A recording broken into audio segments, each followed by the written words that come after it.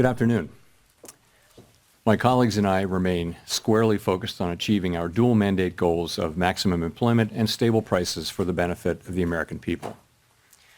While the unemployment rate remains low, it has edged up. Job gains have slowed and downside risks to employment have risen. At the same time, inflation has risen recently and remains somewhat elevated. In support of our goals and in light of the shift in the balance of risks, today the Federal Open Market Committee decided to lower our policy interest rate by 1/4 percentage point. We also decided to continue to reduce our securities holdings. I'll have more to say about monetary policy after briefly reviewing economic developments.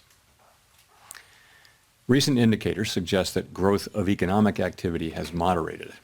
GDP rose at a pace of around 1.5% in the first half of the year, down from 2.5% last year. The moderation in growth largely reflects a slowdown in consumer spending. In contrast, business investment in equipment and intangibles has picked up from last year's pace. Activity in the housing sector remains weak. In our summary of economic projections, the median participant projects GDP to rise 1.6% this year and 1.8% next year, a touch stronger than projected in June. In the labor market, the unemployment rate edged up to 4.3% in August, but remains little changed over the past year at a relatively low level. Payroll job gains have slowed significantly to a pace of just 29,000 per month over the past 3 months. A good part of the slowing likely reflects a decline in the growth of the labor force due to lower immigration and lower labor force participation. Even so, labor demand has softened, and the recent pace of job creation appears to be running below the break-even rate needed to hold the unemployment rate constant. In addition, wage growth has continued to moderate while still outpacing inflation. Overall, the marked slowing in both the supply of and demand for workers is unusual. In this less dynamic and somewhat softer labor market, the downside risks to employment appear to have risen. In our SEP, the median projection for the unemployment rate is 4.5% at the end of this year and edges down thereafter. Inflation has eased significantly from its highs in mid-2022, but remains somewhat elevated relative to our 2% longer-run goal. Estimates based on the Consumer Price Index and other data indicate that total PCE prices rose 2.7% over the 12 months ending in August, and that, excluding the volatile food and energy categories, core PCE prices rose 2.9%. These readings are higher than earlier in the year as inflation for goods has picked up. In contrast, disinflation appears to be continuing for services. Near-term measures of inflation expectations have moved up on balance over the course of this year on news about tariffs, as reflected in both market and survey-based measures. Beyond the next year or so, however, most measures of longer-term expectations remain consistent with our 2% inflation goal. The median projection in the SEP for total PCE inflation is 3.0% this year and falls to 2.6% in 2026 and to 2.1% in 2027.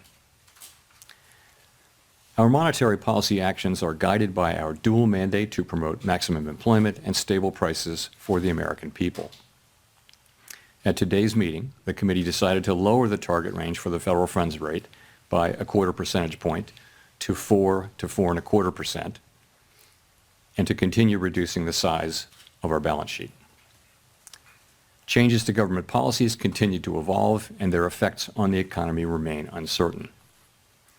Higher tariffs have begun to push up prices in some categories of goods, but their overall effects on economic activity and inflation remain to be seen.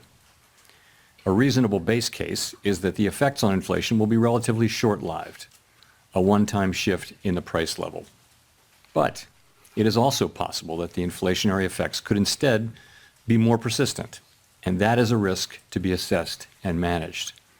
Our obligation is to ensure that a one-time increase in the price level does not become an ongoing inflation problem. In the near term, risks to inflation are tilted to the upside and risks to employment to the downside. a challenging situation. When our goals are in tension like this, our framework calls for us to balance both sides of our dual mandate. With downside risks to employment having increased, the balance of risks has shifted. Accordingly, we judged it appropriate at this meeting to take another step toward a more neutral policy stance. With today's decision, we remain well positioned to respond in a timely way to potential economic developments. We will continue to determine the appropriate stance of monetary policy based on the incoming data, the evolving outlook, and the balance of risks. In our SEP, FOMC participants wrote down their individual assessments of an appropriate path for the federal funds rate, based on what each participant judges to be the most likely scenario for the economy. The median participant projects that the appropriate level of the federal funds rate will be 3.6% at the end of this year, 3.4% at the end of 2026, and 3.1% at the end of 2027. This path is 1/4 percentage point lower than projected in June. As is always the case, these individual forecasts are subject to uncertainty, and they're not a committee plan or decision. Policy is not on a preset course. The Fed has been assigned two goals for monetary policy: maximum employment and stable prices. We remain committed to supporting maximum employment, bringing inflation sustainably to our 2% goal, and keeping longer-term inflation expectations well anchored. Our success in delivering on these goals matters to all Americans. We understand that our actions affect communities, families, and businesses across the country. Everything we do is in service to our public mission, and we at the Fed will do everything we can to achieve our maximum employment and price stability goals.